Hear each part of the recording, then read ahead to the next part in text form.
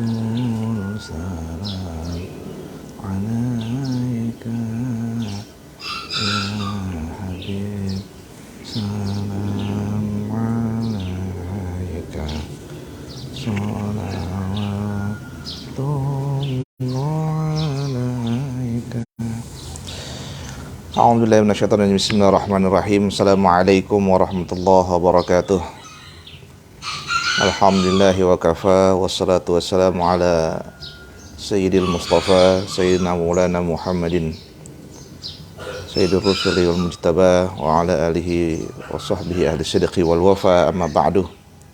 Alhamdulillah, pagi ini kita bersua kembali untuk melanjutkan ngaji kita tafsir yang digagas oleh Kementerian Agama, yang disusun oleh Kementerian Agama Republik Indonesia tahun 2012. Nah,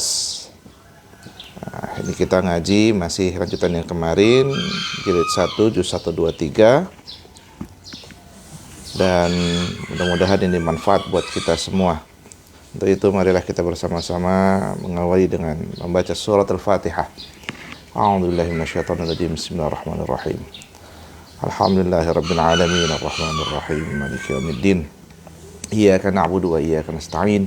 Ihdinas siratal mustaqim, siratal ladzina an'amta 'alaihim ghairil maghdubi 'alaihim waladdallin. Amin. Alhamdulillah. Kita lanjutkan, saat ini sudah di halaman 13 dan masuk kepada tema tentang masih di Al-Fatihah, ya, masih di Al-Fatihah, surat Al-Fatihah, tentang hikmah membaca basmalah. Bismillahirrahmanirrahim. Seorang yang selalu membaca basmalah sebelum melakukan pekerjaan yang penting berarti ia selalu mengingat Allah pada setiap pekerjaannya. Dengan demikian, ia akan melakukan pekerjaan tersebut dengan selalu memperhatikan norma-norma Allah dan tidak merugikan orang lain. Dampaknya, pekerjaan yang dilakukannya akan berbuah sebagai amalan ukhrawi. Jadi, bismillah itu jimat sebenarnya. Jadi, membaca bismillahirrahmanirrahim itu jimat. Kalau orang melakukan sesuatu dengan membaca bismillah, mengawali dengan membaca bismillah, berarti dia berpikir bahwasanya dia dalam penjagaan Allah, dalam pandangan Allah, maka dia tidak akan mungkin melakukan keburukan, apalagi merugikan orang lain. Nah, seorang muslim diperintahkan membaca basmalah pada waktu mengerjakan sesuatu yang baik. Artinya kalau berbuat buruk nggak boleh baca bismillah. Artinya orang yang ingat dengan baca basmalah tidak akan mungkin melakukan perbuatan buruk. Nah, gitu sebenarnya. Yang demikian itu untuk mengingatkan bahwa sesuatu yang dikerjakan adalah karena perintah Allah. Saya makan, bismillahirrahmanirrahim, ini semua karena Allah. Saya ingin melakukan pekerjaan, bismillahirrahmanirrahim, ini karena Allah. Jadi mendengar dan menyaksikan ya, ngaji kita hari ini, ada yang sambil masak, ada yang sambil nyuci piring, ada yang sambil bersih-bersih, ya sambil santai. Niatkan semuanya dengan bismillahirrahmanirrahim karena Allah. Atau karena telah diizinkan oleh Allah, maka karena Allah dia mengerjakan pekerjaan itu dan hanya kepadanya, yakni kepada Allah, dia meminta pertolongan agar pekerjaan tersebut terlaksana dengan baik dan berhasil. Jadi konsepsinya seperti itu. Nah, Nabi SAW telah bersabda, kullu amrin dzibalin lam yubda fihi bismillahirrahmanirrahim aqta. Rawahu Abdul Qadir Ar-Rahawi. Jadi kata Nabi SAW, setiap pekerjaan yang penting yang tidak dimulai dengan membaca bismillahirrahmanirrahim itu seperti buntung, ya, terputus. Nah, kalau dalam bahasa penjelasannya di sini kurang berkahnya. Nah, itu. Jadi orang yang melakukan pekerjaan tapi tidak diawali dengan bismillahirrahmanirrahim itu kurang berkah. Ya meskipun dia selesai gitu ya. pekerjaannya, tapi kurang berkah. Nah, orang Arab sebelum datangnya Islam mengerjakan sesuatu dengan menyebut Al-Lata, Al-Uzza, dia sebut itu nama-nama berhala mereka. Sebab itu Allah mengajarkan kepada penganut-penganut agama Islam yang telah mengesahkan Allah agar mereka mengerjakan sesuatu dengan menyebut nama Allah. Ya. Selanjutnya pada ayat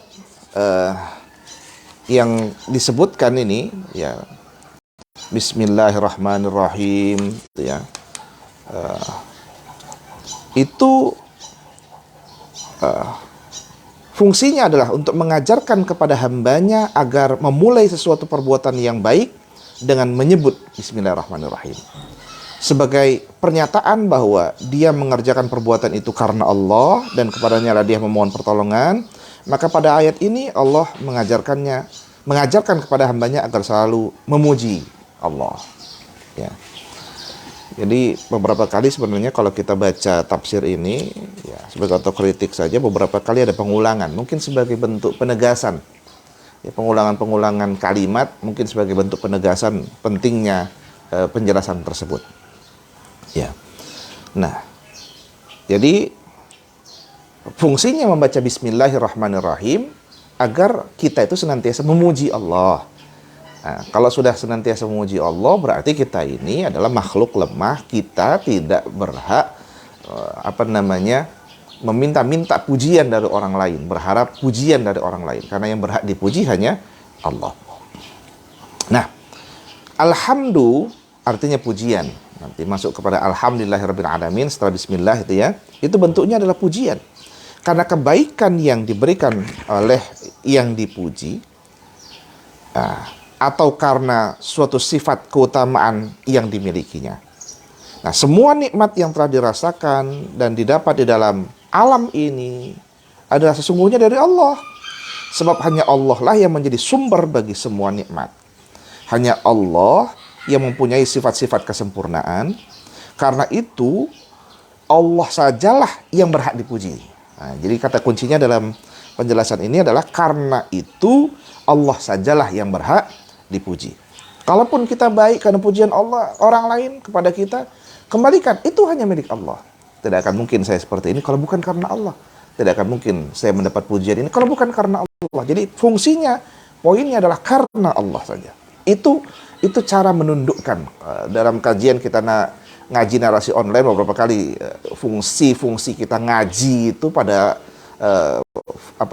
hakikatnya adalah yang dingajikan tuh hati kita, bukan mengajikan orang lain. Bagaimana orang menjadi baik. Yang difungsikan adalah ketika kita menjadi baik, hati kita tulus bersih, maka dengan sendirinya itu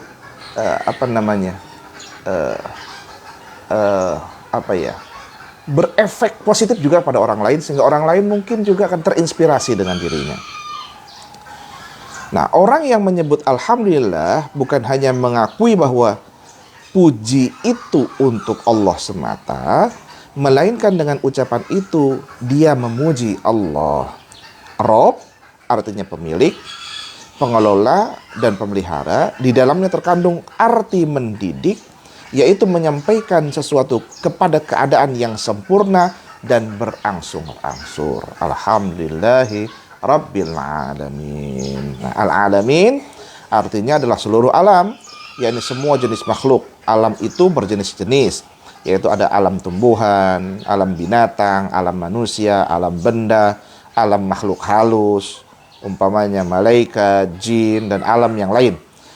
Nah, dalam hal ini, di sini disebutkan dalam kitab ini, ada mufassir yang mengkhususkan kata al-alamin pada ayat ini kepada makhluk-makhluk Allah yang berakal, yaitu manusia, malaikat, dan jin. Jadi ada ungkapan, pengutipan bahwasanya yang disebut dengan al-alamin, ada mufassir yang menyebutkan itu adalah khusus kepada penyebutan itu, khusus kepada makhluk-makhluk yang Allah berikan akal pikiran, yaitu manusia, kemudian malaikat, dan jin. Tetapi ini mempersempit arti kata yang sebenarnya amat luas. Jadi sebenarnya Jangan sampai ungkapan Allah yang sifatnya general lalu sempit karena pemaknaan seperti tadi. Nah, dengan demikian Allah itu pendidik seluruh alam. Tak ada sesuatu pun dari makhluk Allah yang terlepas dari didikan Allah. Tuhan mendidik makhluknya dengan seluas arti kata itu. Sebagai pendidik, dia menumbuhkan, Allah menumbuhkan, menjaga, memberikan daya, tenaga, senjata kepada makhluk itu guna kesempurnaan hidupnya masing-masing. Ya. Nah, siapa yang memperhatikan perjalanan bintang-bintang, menyelidiki kehidupan tumbuh-tumbuhan dan binatang di laut dan di darat, mempelajari pertumbuhan manusia sejak dari rahim ibunya sampai ke masa kanak-kanak, ya, lalu menjadi manusia yang sempurna, tahulah dia bahwa tidak ada sesuatu juga dari makhluk Allah yang terlepas dari penjagaan, pemeliharaan, asuhan, dan inayah Allah. Jadi ini memberikan, ya, ketika membaca Alhamdulillahirabbil alamin, ini fungsinya memahami penjelasan ini ketika kita sholat, ya, membaca Bismillahirrahmanirrahim itu akan menghadirkan kebaikan, bahwa saya tidak akan mungkin hadir kebaikan ini kalau bukan karena Allah. Ketika membaca Alhamdulillahirabbil alamin, yang berhak dipuji hanya Allah, gitu ya. Maka yang mengatur saya dari mulai hadir, lahir sampai besar ini, kalau bukan karena Allah nggak akan mungkin seperti ini, gitu ya. Dan saya termasuk yang paling percaya itu kalau anak-anak kecil itu dijaga Allah, ya. Maksudnya kita semua dijaga. Maksudnya ketika anak kecil kadang-kadang jatuh, kadang-kadang tiba-tiba kok selamat dengan sendirinya, ya itu yakin Allah memberikan perintah kepada para malaikat untuk menjaga anak-anak kecil tersebut. Nah, pada ayat 2 di atas, Alhamdulillahirabbil alamin, Allah menerangkan bahwa Allah adalah Tuhan seluruh alam. Maka untuk mengingatkan hamba kepada nikmat dan karunia yang berlipat ganda yang telah dilimpahkannya, serta sifat dan cinta kasih sayang yang abadi pada dirinya, diulangnya oleh Allah sekali lagi menyebut Ar-Rahmanir Rahim. Yang demikian dimaksud agar gambaran keganasan dan kezaliman seperti raja-raja yang dipertuan dan bersifat sewenang-wenang lenyap dari pikiran hamba. Jadi kan sering kali kita bertanya, kok kenapa Allah mengulang kata Ar-Rahmanir Rahim, ya? Sudah di awal Bismillahirrahmanirrahim, Alhamdulillahirabbil alamin, diulang lagi Ar-Rahmanir Rahim. Kenapa? Ini untuk apa? Apa fungsinya? Ternyata Allah ingin menunjukkan bahwa sikap kezaliman itu bukan sifat yang diajarkan oleh agama, yang diajarkan oleh Allah Subhanahu wa ta'ala. Allah ingin menunjukkan bahwa sifat Allah Ar-Rahmanir Rahim lebih dominan. Ya, saya ingin mengutip sedikit, ya. Ini bukan dalam kitab ini, ya, ingin mengutip sedikit. Ada penjelasan dulu, kan kita dengarkan dulu Nabi Ibrahim itu pernah memberi makan. Ada orang, ya, Abu Duyuh, beliau itu terkenal sebagai orang yang senantiasa menyuplai para tamu. Itu Nabi Ibrahim, ya. Jadi suatu hari itu ada orang datang. Ya, jangan pikirkan seperti sekarang, ya, ada hotel, ada restoran. Dulu nggak ada, apalagi di padang pasir mungkin, ya. Lalu kemudian ada orang datang. Nah, kemudian, ya, musafir, ya, berharap ada makanan yang diberikan. Tiba-tiba Nabi Ibrahim mengatakan, kamu agamanya apa? Ya, kalau bukan agama, ya, menyembah Allah, ya nggak usah. Akhirnya orang tersebut pergi. Tiba-tiba Allah menegur Nabi Ibrahim. Lalu kemudian kata Allah dengan ungkapan yang subhanallah, ya. Orang itu 50 tahun, ya, sudah 50 tahun lebih hidup, nggak pernah Allah kemudian bertanya kepada dia apakah dia menyembah Allah apa enggak, tapi Allah terus berikan kepadanya dengan sifat Rahman dan Rahimnya. Lah kamu baru hidup, baru hadir seperti ini, Orang datang minta kebaikan kepada kamu, lo kok kamu tanyain agamanya apa gitu ya. Insya Allah. Akhirnya karena teguran Allah seperti tadi, akhirnya Allah panggil kembali orang tersebut. Kemudian Nabi Ibrahim panggil kembali orang tersebut, lalu kemudian diajak makan. Nah, karena itulah Nabi Ibrahim senang sekali untuk kalau ada musafir datang dipanggil, diajak untuk makan bersamanya. Kemudian hadir, ya kalau ingin tidur silahkan juga di tempatnya. Nah, Allah mengingatkan dalam ayat ini, kita lanjutkan ya, bahwa sifat ketuhanan Allah terhadap hambanya bukanlah sifat keganasan dan kezaliman, ya, tetapi berdasarkan cinta dan kasih sayang. Ini subhanallah. Dengan demikian, manusia akan mencintai Tuhannya dan menyembah Allah dengan hati yang aman dan tentram, bebas dari rasa takut dan gelisah. Malah dia akan mengambil pelajaran dari sifat-sifat Allah. Dia akan mendasarkan pergaulan dan tingkah lakunya terhadap manusia sesamanya atau terhadap orang yang berada di bawah pimpinannya, malah terhadap binatang yang tak pandai bicara sekalipun.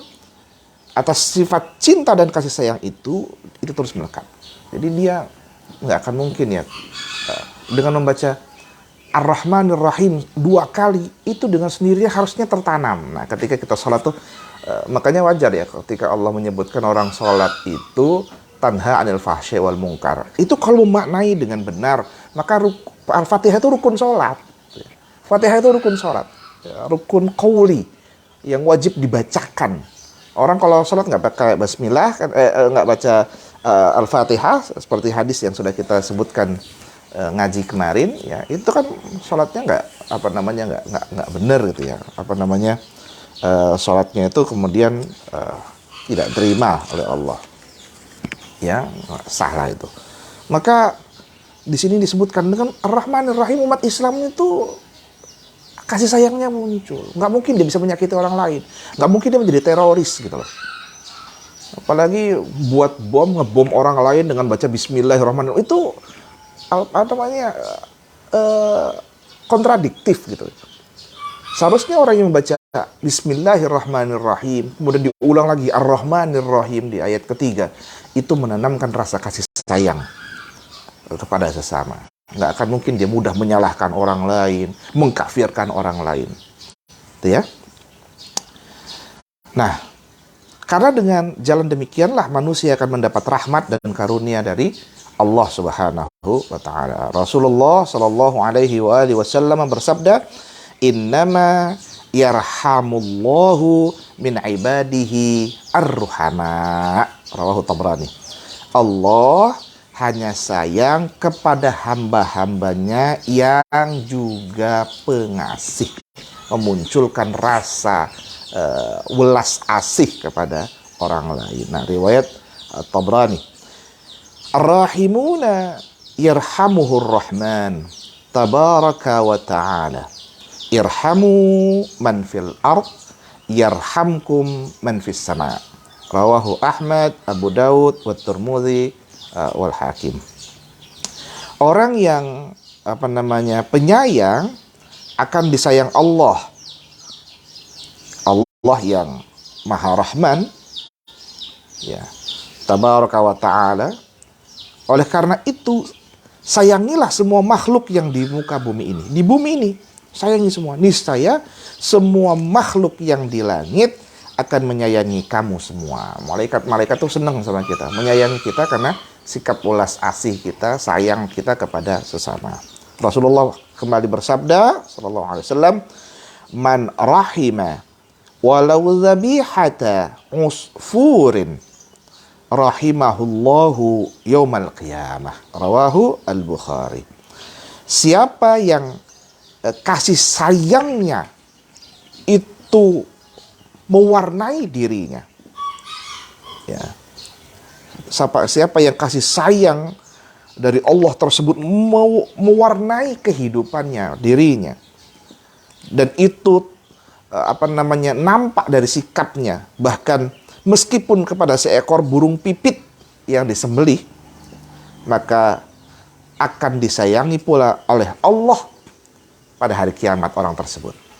Subhanallah. Ini riwayat dari Imam Al-Bukhari dalam kitab Sahih Al-Bukhari. Nah, meskipun maksud hadis yang ketiga ini ialah menggunakan aturan dan tata cara pada waktu menyembelih burung. Misalnya memakai pisau yang tajam. Jadi bayangkan itu ya, hanya untuk menyembelih saja nggak boleh pakai pisau yang karatan, pisau yang tumpul, nggak boleh. Itu bentuk ulas asih gitu loh. Bentuk rasa apa namanya?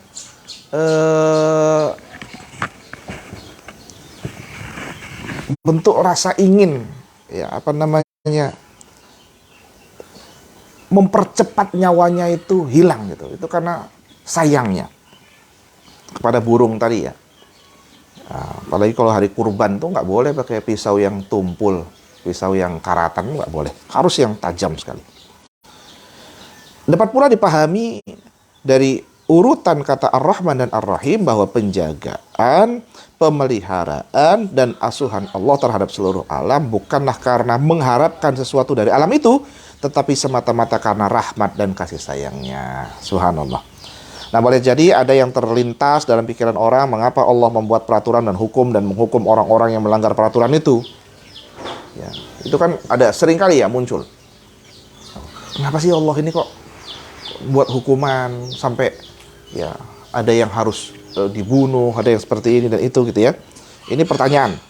Dan ini diungkapkan pula dalam kitab ini. Nah, pikiran ini akan hilang bila diketahui bahwa peraturan dan hukum, begitu juga azab di akhirat atau di dunia yang dibuat oleh Allah untuk hambanya yang melanggar, tidaklah berlawanan dengan sifat Allah yang maha pengasih dan maha penyayang. Karena peraturan dan hukum itu rahmat dari Allah demi untuk kebaikan manusia itu sendiri, bukan azab dari Allah terhadap hambanya yang melanggar peraturan.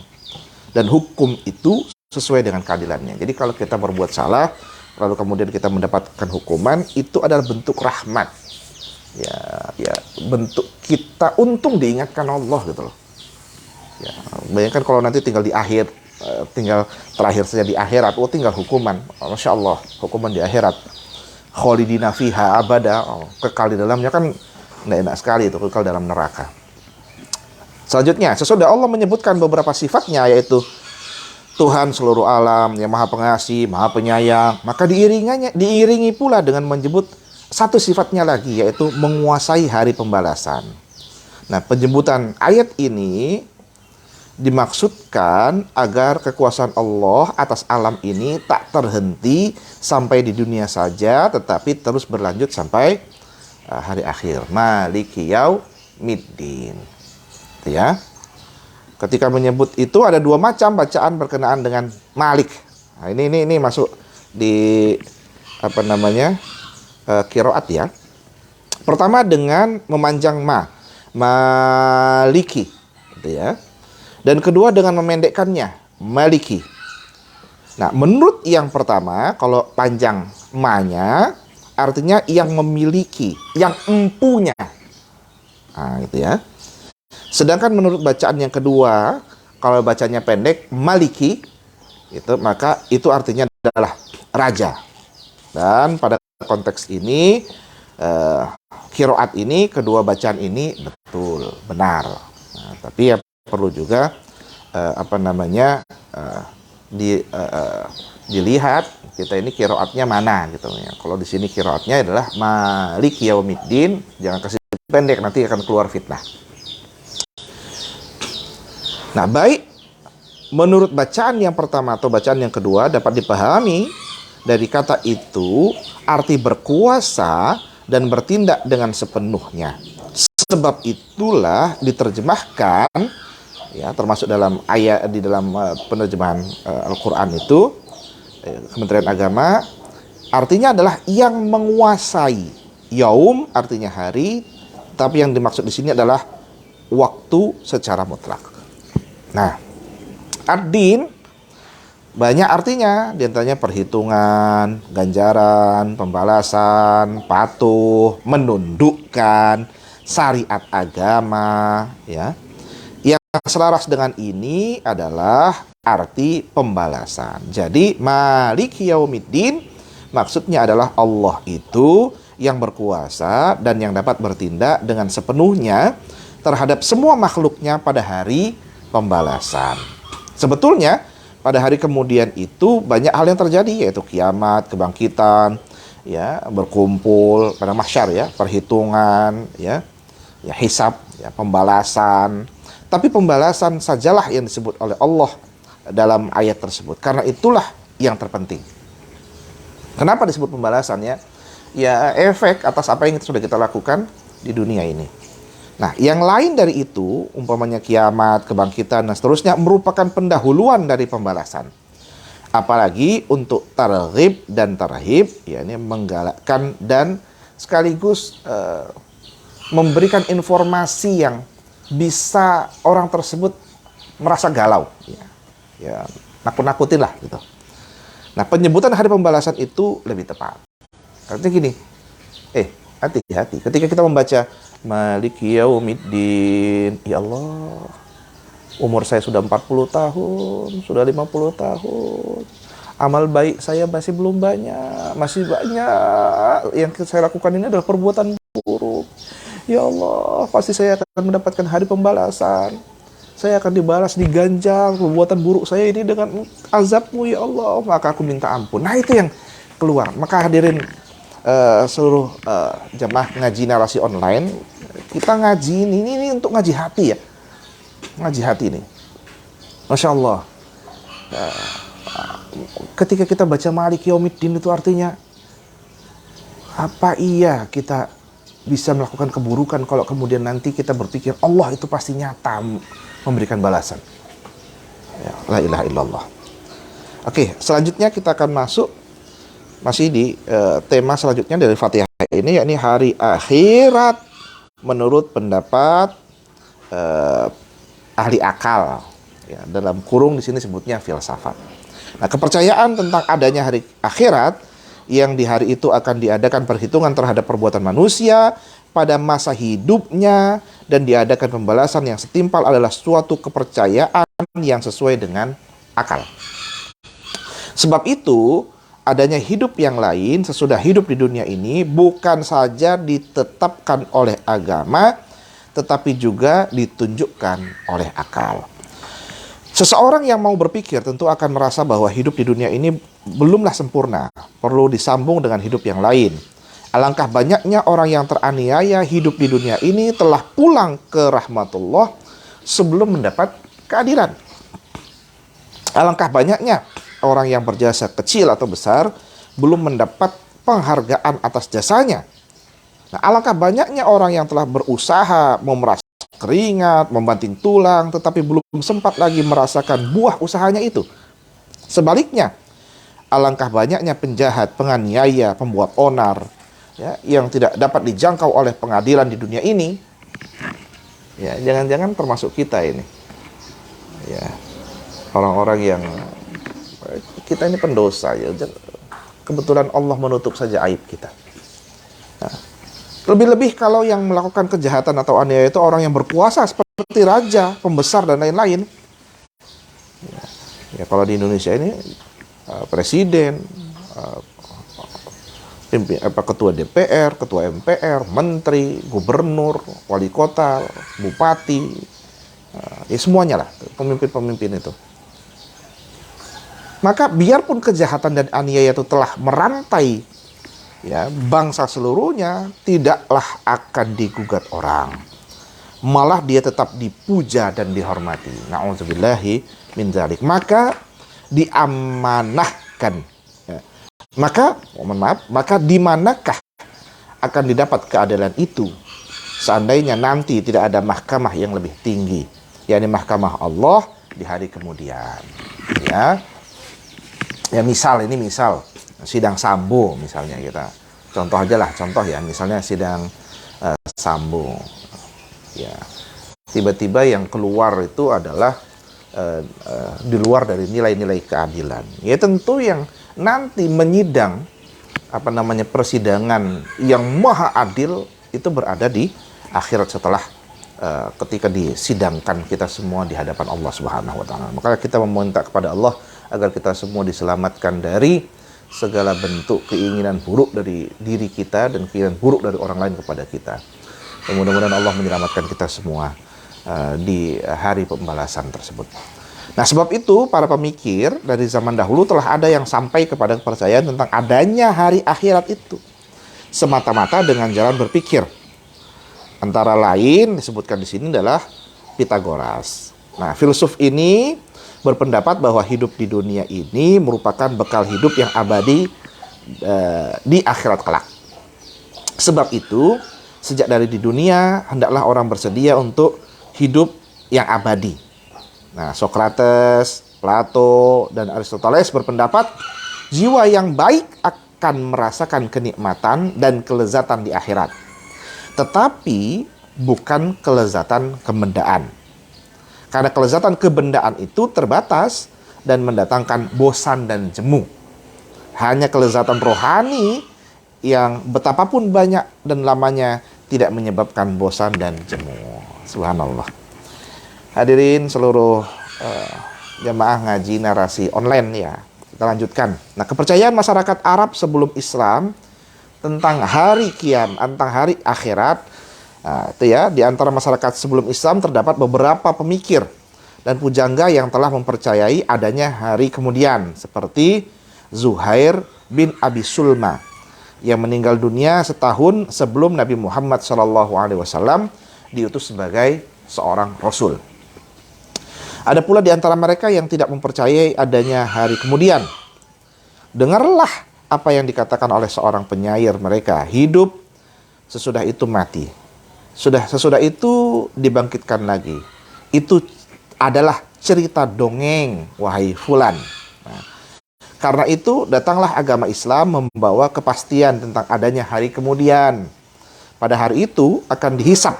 Kita akan diperhitungkan seluruh amal perbuatan yang sudah kita lakukan di muka bumi ini. Semuanya. Perbuatan yang telah dikerjakan manusia selama hidupnya, besar dan kecilnya, subhanallah, besar dan kecilnya. Allah berfirman, فَمَنْ يَعْمَلْ مِثْقَالَ ذَرَّةٍ خَيْرًا يَرَهُ وَمَنْ يَعْمَلْ مِثْقَالَ ذَرَّةٍ شَرًّا يَرَهُ.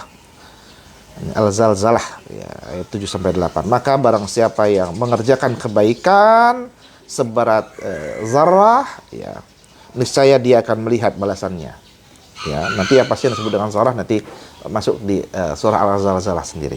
Ya, kalau sebutkan apa sih yang paling kecil, ya mungkin atom lah. Dan barang siapa yang mengerjakan kejahatan seberat zarrah, ya mungkin bisa, kalau biasanya dulu itu diterjemahkan biji sawi ya. Kalau mungkin sekarang bisa ya kecil lagi lah. Atom dan sebagainya. Niscaya dia akan melihat balasannya. Perbuatan baik akan melihat balasannya, perbuatan buruk akan melihat balasannya. Dan tidak sedikit ayat di dalam Al-Quran yang menjelaskan bahwa di antara mereka memang banyak yang tidak percaya adanya hari akhirat. Hidup hanya di dunia, setelah itu selesai. Ini bisa dirujuk dalam surah Al-An'am ayat 29, Al-Mu'minun ayat 37. Ini orang-orang yang seperti itu nampak di dalam ayat disebutkan oleh Allah dalam surah Al-An'am ayat 29 dan Al-Mu'minun ayat 37. Mereka berkata, bila seorang bapak mati, maka lahir anak. Bila suatu bangsa punah, datang bangsa lain. Ya, simpel saja begitu. Mereka seperti itu. Mereka tidak percaya bahwa sesudah mati, manusia hidup, manusia masih akan hidup kembali. Ya, surah Hud ayat 7, Al-Isra ayat 49, dan banyak lagi ayat senada yang menggambarkan pendirian demikian. Nah, di dalam sejarah pemikiran tercatat bahwa sejak dahulu kala banyak anggapan yang seperti tadi. Ya, bahwasanya hidup ini ya udah hidup, setelah itu mati. Maka banyak yang kemudian mengakhiri hidup dengan bunuh diri karena menganggap setelah mati ya sudah selesai. Nah, banyak yang seperti itu. Nah, kalau dalam Islam enggak. Ya, bahkan dalam hadis itu disebutkan orang yang bunuh diri itu ya sesuai dengan azabnya itu sesuai dengan ketika dia bunuh diri. Nanti ketika dia bunuh diri pakai pisau, ya maka nanti di akhirat dia akan menusuk-nusuk terus pisaunya, perutnya dengan pisaunya. Ya, kalau orang terjun payung, ya nanti matinya terjun payung terus itu ya nanti azabnya. Nauzubillah min zalik. Nah, di dalam ayat-ayat sebelumnya disebutkan 4 macam dari sifat-sifat Allah. Pendidik seluruh alam, Rabbil Alamin, pengasih, penyayang, Rahman, Rahim, yang menguasai hari pembalasan, Malik Yaumiddin. Nah, sifat-sifat yang disebutkan itu adalah sifat-sifat kesempurnaan yang hanya Allah saja yang mempunyainya. Sebab itu, pada ayat ini Allah mengajarkan kepada hambanya bahwa Allah sajalah yang patut disembah dan kepadanya sajalah, ya, hanya pada Allah sajalah seharusnya manusia memohon pertolongan, dan bahwa hanya kepada Allah lah seseorang itu haruslah mengikrarkan yang demikian itu. Ya, iyyaka, hanya kepada Engkau ya Allah. Nah, kata iyyaka adalah dhamir untuk orang kedua dalam kedudukan mansub, ya, karena menjadi maf'ul bih, ya, dia bentuknya objek. Dalam tata bahasa Arab, maf'ul bih harus sesudah fi'il dan fa'il, ya, kata kerja dan pelaku fa'il. Jika mendahulukan yang seharusnya diucapkan kemudian dalam balaghah menunjukkan qasar, yaitu pembatasan yang bisa diartikan hanya. Jadi arti ayat tersebut, iyyaka na'budu wa iyyaka nasta'in, itu adalah hanya kepada Engkau ya Allah saja kami menyembah. Engkaunya ini berarti Allah, dan hanya kepada Engkau, yakni Allah saja, kami memohon pertolongan. Nah, iyyaka dalam ayat ini diulang 2 kali. Ya, seharusnya bisa saja sih ya, iyyaka na'budu wa nasta'in. Bisa saja kan? Kenapa kok ya bahasa simpelnya kok mubazir diulang iyyaka gitu ya. Nah, apa gunanya? Untuk menegaskan bahwa ibadah dan isti'anah, ya, meminta pertolongan, itu masing-masing khusus dihadapkan kepada Allah, serta untuk dapat mencapai kelezatan munajat, ya, komunikasi dengan Allah. Karena bagi seorang hamba Allah yang menyembah dengan segenap hati, sepenuh jiwa raganya, tidak ada yang lebih nikmat dan lezat perasaannya daripada bermunajat dengan Allah. Itu nikmat sekali. Maka disebutkan ya, Habib Zain bin Smith itu menyebutkan kalau seseorang itu nggak bisa mengkhusukkan seluruh dari sholatnya, dari mulai niat, ya, takbiratul ihram sampai salam, ya, minimal salah satunya itu adalah mengkhusyukkan diri ketika membaca iyyaka na'budu wa iyyaka nasta'in. Bukan berarti harus diputus ya. Iyyaka na'budu wa iyyaka nasta'in. Nah, ini bacanya juga benar ya, jangan iyyaka. Iyyaka, itu ya, ada tasydid. Jadi ketika membaca iyyaka na'budu wa iyyaka nasta'in, itu dengan benar-benar kita itu diarahkan pembicaraan dengan khusyuk dan tawaduk di hadapan Allah Subhanahu wa taala. Nah, hadirin jamaah ngaji narasi online, alhamdulillah yang baru bergabung, mudah-mudahan berkah. Kembali kita ingatkan, kita ngaji ini tafsirnya Kementerian Agama. Ini seharusnya kita ini yang Kementerian Agama harus menggalakkan untuk setiap umat di masjid-masjid itu ngaji ini biar paham. Ya, kita punya kok kitab yang dibesut oleh negara, ya, dibesut oleh Kementerian Agama Republik Indonesia. Ya, kita lanjutkan. Nah, di sini seakan-akan ketika kita membaca iyyaka na'budu wa iyyaka nasta'in itu, seakan-akan kita tengah berkata, ya Allah, Zat yang wajibul wujud, yang bersifat dengan segala sifat kesempurnaan, yang menjaga dan memelihara seluruh alam, yang melimpahkan rahmat dan karunia-Nya dengan berlipat ganda, yang berkuasa di hari pembalasan. Engkau sajalah yang kami sembah, dan kepada Engkau sajalah kami meminta pertolongan. Karena hanya Engkau yang berhak disembah, dan hanya Engkau yang dapat menolong kami. Jadi yang lain tuh nggak ada. Itu ungkapannya. Seolah-olah seperti itu ketika kita membaca iyyaka na'budu wa iyyaka nasta'in. Dengan cara seperti itu, orang akan lebih khusyuk dalam menyembah Allah dalam salat. Dan lebih tergambar kepadanya kebesaran yang disembahnya, yakni Allah itu. Inilah yang dimaksud oleh Rasulullah sallallahu alaihi wasallam dalam hadisnya, dalam ungkapannya, an ta'budallah ka'annaka tarahu. Ya, rawahu al-Bukhari wa Muslim an Umar bin Khattab. Jadi ungkapan yang engkau menyembah Allah seakan-akan engkau tengah melihatnya, yakni melihat Allah Subhanahu wa taala. Ini riwayat dari Imam Al-Bukhari, Imam Muslim, dari Umar bin Khattab. Nah, karena surah Fatihah mengandung ayat munajat, ya, komunikasi, ya, berbicara dengan Allah menurut cara yang telah diterangkan, maka hal itu merupakan rahasia diwajibkan membaca pada setiap rakaat dalam sholat. Karena jiwanya ialah munajat dengan menghadapkan diri dan memusatkan ingatan kepada Allah Subhanahu wa ta'ala.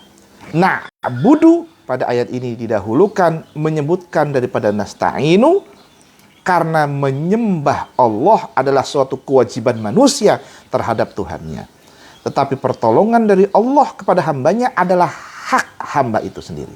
Maka Allah mengajar hambanya agar menunaikan kewajibannya lebih dahulu sebelum ia menuntut haknya. Subhanallah. Allahu Akbar. Jadi Allah itu ngajarkan kepada kita semua, tunaikan dulu kewajiban baru minta hak. Ini saya minta ini, minta itu, minta ini, minta itu. Sholat aja enggak, puasa enggak, ibadah enggak. Ya, na'budu dulu baru nasta'in, ibadah dulu baru minta tolong kepada Allah Subhanahu wa taala. Termasuk dalam kerja, ya. Kalau implikasinya kepada duniawi, ya, termasuk kerja. Orang minta gaji, ya kerja dulu yang benar. Ini kerja nggak benar minta gaji. Ini kerjanya nggak benar tapi minta reward, ya, hadiah dan sebagainya. Nah, ini subhanallah. Nah, melihat kata-kata na'budu dan nasta'in, kami menyembah dan kami meminta tolong, bukan a'budu dan asta'inu, saya menyembah dan saya meminta, adalah untuk memperlihatkan kelemahan manusia. Jadi menggunakan dhamir nahnu, kami, bukan aku, dhamir aku, ya. Itu adalah untuk memperlihatkan kelemahan manusia. Tidak selayaknya manusia mengemukakan dirinya seorang saja dalam menyembah dan memohon pertolongan kepada Allah. Nah, seakan-akan penunaian kewajiban beribadah dan permohonan pertolongan kepada Allah itu belum sempurna kecuali kalau dikerjakan bersama-sama. Ya, ingat kita ada yang ungkapan Nabi itu kan menyebutkan orang yang termasuk doanya pelit itu adalah orang yang doa selalu tidak membaca doa untuk orang lain. Ya. Makanya ada doa itu selain Rabbighfirli wa liwalidayya warhamhuma kama rabbayani shaghira wa li jami'il muslimin wal muslimat. Allahumma ighfir lil muslimin wal muslimat wal mu'minin wal mu'minat. Itu disebutkan baca mereka.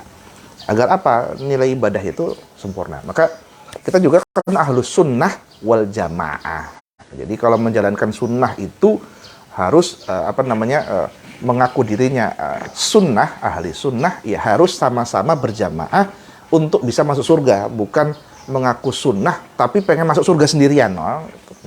Nabi aja ketika orang yang pertama kali masuk surga kan adalah Nabi Muhammad. Ketika beliau masuk surga kemudian sendirian, nggak ada orang lain, ditanya kepada Allah, nanya kok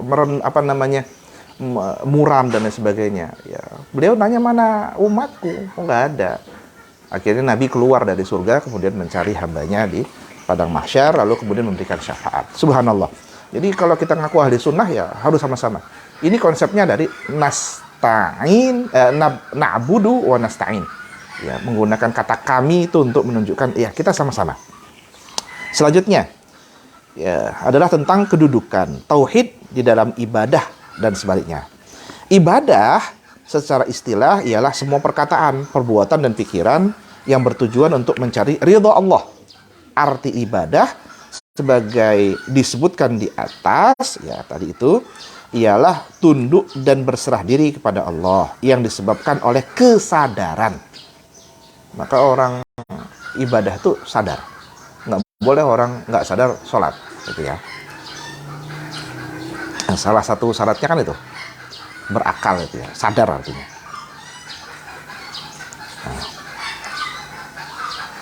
Yang disebabkan oleh kesadaran bahwa Allah yang menciptakan alam ini, yang menumbuhkan, yang mengembangkan, yang menjaga dan memelihara, serta yang membawanya dari suatu keadaan kepada keadaan yang lain, hingga tercapai kesempurnaannya. Tegasnya, ibadah itu timbulnya dari perasaan tauhid.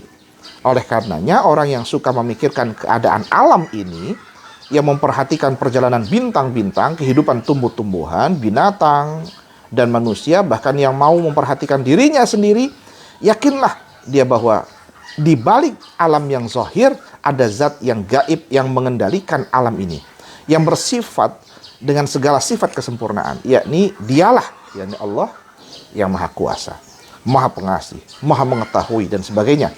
Maka tumbuhlah dalam sanubarinya perasaan bersyukur dan berutang budi kepada zat yang maha kuasa tersebut, maha pengasih dan maha mengetahui itu, yakni Allah Subhanahu wa ta'ala. Nah, perasaan inilah yang menggerakkan bibirnya untuk menuturkan puji-pujian, dan yang mendorong jiwa dan raganya untuk menyembah dan merendahkan diri kepada Allah yang maha kuasa itu sebagai pernyataan bersyukur dan membalas budi kepadanya. Tetapi ada juga manusia yang tidak mau berpikir dan selanjutnya tidak sadar akan kebesaran dan kekuasaan Allah, sering melupakannya. Nah, sebab itulah setiap agama mensyariatkan bermacam-macam ibadah, gunanya untuk mengingatkan manusia kepada kebesaran dan kekuasaan Allah. Jadi kita sholat itu untuk membesarkan, mengingatkan kepada kita kebesaran dan kekuasaan Allah. Kita ini nggak ada apa-apanya, gitu loh. Yang besar itu Allah, yang hebat itu Allah, ya kita ikuti. Nah, dengan keterangan ini terlihat bahwa tauhid dan ibadah itu saling mempengaruhi, dengan arti bahwa tauhid menumbuhkan ibadah dan ibadah memupuk tauhid. Subhanallah. Nah, selanjutnya, pengaruh ibadah terhadap jiwa manusia. Tiap-tiap ibadah yang dikerjakan karena didorong oleh perasaan yang disebutkan itu niscaya berpengaruh kepada tabiat budi pekerti orang yang melakukannya. Umpamanya orang yang melaksanakan sholat karena sadar akan kebesaran kekuasaan Allah, dengan sendirinya ia akan terjauh dari perbuatan-perbuatan yang tidak baik. Dengan demikian sholatnya itu akan mencegahnya dari mengerjakan perbuatan-perbuatan yang tidak baik itu. Allah berfirman, innas sholata tanha anil fahsyai wal munkari. Sesungguhnya sholat itu mencegah dari perbuatan keji dan mungkar. Gitu ya. Nah, begitu juga ibadah puasa. Ibadah ini akan menimbulkan perasaan cinta dan kasih sayang terhadap orang-orang miskin. Demikian pula seterusnya dengan ibadah-ibadah yang lain. Nah, ibadah yang sebenarnya adalah ibadah yang ditimbulkan oleh keyakinan kepada kebesaran dan kekuasaan Allah. Itu kuncinya. Jadi ibadah itu adalah timbul rasa dalam dirinya sebuah keyakinan akan kebesaran dan kekuasaan Allah Subhanahu wa ta'ala. Ya. Saya mikirin ketika kita membaca iyyaka na'budu wa iyyaka nasta'in, itu Masya Allah. Ya, apa iya kita bisa berbuat buruk kalau kemudian kita masih minta tolong sama Allah? Ya, ada cerita kan ya, ini sedikit cerita. Ada 3 santri ya, yang disuruh kiainya untuk motong ayam. Ya, untuk motong ayam ini di tempat yang nggak ada sama sekali yang bisa melihat. Yang satu motong ayamnya di atas pohon paling tinggi, sehingga tidak ada satupun yang bisa melihat karena di paling tinggi. Yang satu motong ayamnya di dalam gua yang paling dalam, hitam gelap, sehingga tidak ada satupun yang bisa melihat. Tapi yang satunya pulang lagi, tidak memotong ayam tersebut. Ditanya, kamu kenapa belum dipotong ayamnya. Karena dia berkata apa? Bagaimana mungkin aku bisa memotong ayam ini sementara Allah senantiasa melihat apa yang aku lakukan. Subhanallah, subhanallah, subhanallah. Artinya ya Allah itu selalu memperhatikan, memandang kita. Maka benarlah ketika disebutkan sholat itu mampu menghadirkan kebaikan dan bisa mencegah kita dari perbuatan keji dan mungkar. Itu ya. Selanjutnya berusaha, berdoa dan bertawakal. Nah, isti'anah, nasta'in tadi, memohon pertolongan, ya, seperti disebutkan dalam ayat tersebut, khusus dihadapkan kepada Allah, dengan arti bahwa tidak ada yang berhak dimohonkan pertolongan kecuali hanya kepada Allah Subhanahu wa ta'ala. Nah, pada ayat yang lain Allah menyuruh manusia untuk tolong menolong dalam mengerjakan kebaikan. Allah berfirman, wa ta'awanu 'alal birri wat taqwa, dan tolong menolonglah kamu dalam mengerjakan kebaikan dan takwa. Ingat ya, di sini konsepnya berbeda ya. Kalau minta pertolongan kepada Allah, tapi kalau saling menolong antar sesama kita. Jadi sesungguhnya tanpa harus diminta, kalau kita bisa menolong orang, ya kita tolonglah orang tersebut. Nah, adakah pertentangan antara dua ayat itu? Ya. Tercapai suatu maksud atau terlaksananya suatu pekerjaan dengan baik tergantung kepada terpenuhinya syarat-syarat yang dibutuhkan dalam melaksanakan pekerjaan itu, dan tidak adanya rintangan-rintangan yang menghalanginya. Manusia telah diberi potensi oleh Allah, baik berupa pikiran maupun kekuatan tubuh, agar bisa mencukupkan syarat-syarat atau menolak rintangan-rintangan dalam menuju suatu maksud atau mengerjakan suatu pekerjaan. Tetapi ada di antara syarat-syarat itu yang manusia tidak kuasa mencukupkannya. Di samping itu, ada juga rintangan yang tidak mampu ditolaknya. Begitu pula ada di antara syarat-syarat itu atau di antara halangan-halangan itu yang tidak dapat diketahui. Nah, maka ketika manusia disuruh Allah berusaha dengan sekuat tenaga dan disuruh saling menolong dan membantu, di samping menjalankan ikhtiar dan usaha, dia harus pula berdoa. Itu fungsinya. Jadi yang satu mintanya sama Allah, yang satunya kok saling tolong menolong. Nah, itu bertentangan nggak? Nggak. Maksudnya adalah, kita itu diminta oleh Allah dengan sekuat tenaga saling tolong menolong. Wa ta'awanu 'alal birri wat taqwa, saling tolong menolong. Tapi jangan lupa minta semua itu kepada Allah Subhanahu wa ta'ala, agar kemudian apa yang diusahakan itu terlaksana dengan baik, sempurna di hadapan Allah Subhanahu wa ta'ala. Nah, ibadah itu sendiri pun suatu pekerjaan yang berat. Sebab itu haruslah dimintakan ma'unah, pertolongan dari Allah, agar semua ibadah terlaksana sesuai dengan yang dimaksud oleh agama. Susah loh, mau sembahyang subuh itu susah. Nggak mudah mau sembahyang subuh itu. Nah, maka kita minta pertolongan pada Allah. Ya Allah, mudahkan saya biar bisa sholat subuh. Susah. Mau sholat zuhur, panas, terik, enak betul kayaknya. Istirahat. Asar, waktunya memang enak sekali itu, tempat waktu istirahat. Tapi disuruh sholat, berat sekali itu. Suruh puasa. Mohon maaf, ya, kita puasa di kota Manado, ya. Udah berat sekali nih. Ya, di kota Manado itu kita puasa itu berat sekali. Kenapa? Karena kita berada di lingkungan yang tidak semua orang sedang berpuasa. Ya, di tengah jalan ada yang sedang di pinggir jalan ada orang yang makan, ya, asap rumah makan ada. Itu berat sekali itu.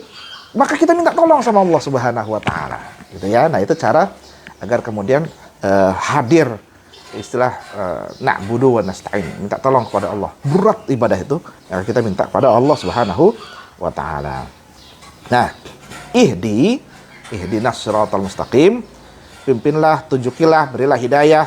Nah, arti hidayah ialah menunjukkan suatu jalan atau cara menyampaikan kepada orang yang ditujunya dengan baik.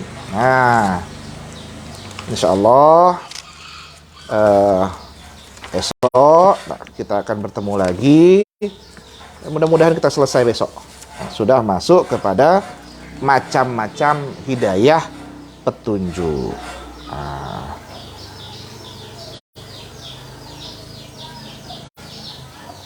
Nah, ini fungsinya memahami dengan benar tentang ihdinas siratal mustaqim. Jadi kita harus tahu macam-macam hidayah atau petunjuk itu seperti apa. Insyaallah kita akan ngaji lagi esok hari ya. Kalau libur gini insyaallah kita ngajinya ya pagi-pagi. Kalau nanti sudah mulai masuk, ya nanti mudah-mudahan nanti ada waktunya kita ngaji sore. Intinya mudah-mudahan setiap hari Allah istiqomahkan kita untuk bisa ngaji ini.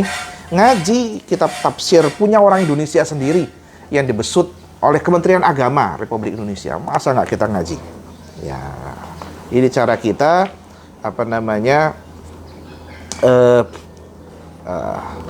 mensyukuri nikmat yang telah Allah berikan kepada bangsa ini dengan hadirnya kitab tafsir ini dan kemudian kita baca bersama ya. Bapak Ibu seluruh hadirin jamaah narasi online nggak bisa bacanya, saya membacakan. Saya membacakan dan kemudian apa yang saya bacakan ini mudah-mudahan bermanfaat. Ya, ada yang sambil santai, sambil ngopi, ngeteh ya dengerin aja. Ada yang sambil makan, ada yang sambil nyuci piring, nyuci baju, sambil gosok menyetrika, ada yang sambil bersih-bersih rumah, ada sambil tiduran. Ya dengarkan. Ya, mudah-mudahan manfaat karena kita ngaji Quran lewat tafsir Al-Quran yang ada ini. Ya. Mudah-mudahan manfaat. Insyaallah kita ketemu lagi esok hari ya. Alhamdulillahirabbil alamin ihdinas siratal mustaqim siratal ladzina an'amta 'alaihim ghairil maghdubi 'alaihim waladdallin. Amin. Wallahul muwafiq ila aqwamit thariq. Assalamualaikum warahmatullahi wabarakatuh.